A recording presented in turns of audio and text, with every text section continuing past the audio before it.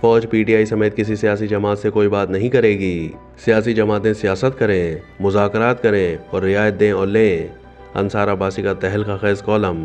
پاک فوج P T I سمیت کسی بھی سیاسی جماعت کے ساتھ کوئی بات چیت نہیں کرے گی اور ادارے کا موقف پہلے ہی واضح کیا جا چکا ہے کہ یہ سیاسی جماعتوں کا کام ہے کہ وہ سیاست پر بات کریں، مذاکرات کریں اور رعایت دیں اور لیں۔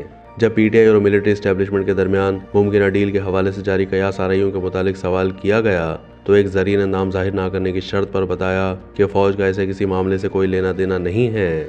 ذرائع نے کہا کہ ایسے معاملات پر بات چیت کرنا سیاسی جماعتوں کا کام ہے۔ پاک فوج نے رواں سال مئی میں D G I S P R lieutenant general Ahmed Sharif کی پریس کانفرنس میں اپنی پوزیشن واضح کر دی تھی۔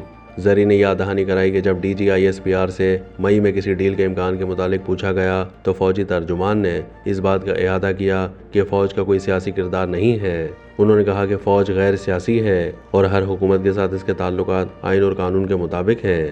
فوجی ترجمان کا کہنا تھا کہ تمام سیاسی جماعتیں ہمارے لیے قابل احترام ہیں، لیکن اگر کوئی سیاسی گروہ اپنی ہی فوج پر حملہ کرتا ہے تو کوئی ان کے ساتھ بات چیت نہیں کرے گا۔ اس طرح کے انتشار پسند گروہ کے لیے واحد راستہ یہ ہے کہ وہ قوم سے معافی مانگے اور نفرت کی سیاست چھوڑ کر تعمیری سیاست کا وعدہ کرے۔ فوج کو اس معاملے میں ملوث کرنا مناسب نہیں ہے۔ ذرائع نے بتایا کہ فوج کی پالیسی اپنی گزشتہ اعلان کے مطابق بدستور برقرار ہے۔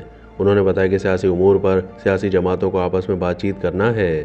دفاعی ذریعے کے ساتھ بات چیت سے معلوم ہوتا ہے کہ اگر عمران خان اور پی ٹی آئی کوئی ریلیف یا رعایت چاہتے ہیں تو ان کے لیے ایک ہی راستہ ہے کہ وہ سیاسی جماعتوں بشمول حکومت کے نمائندوں سے بات کریں، نہ کہ فوج یا اس کے سربراہ سے۔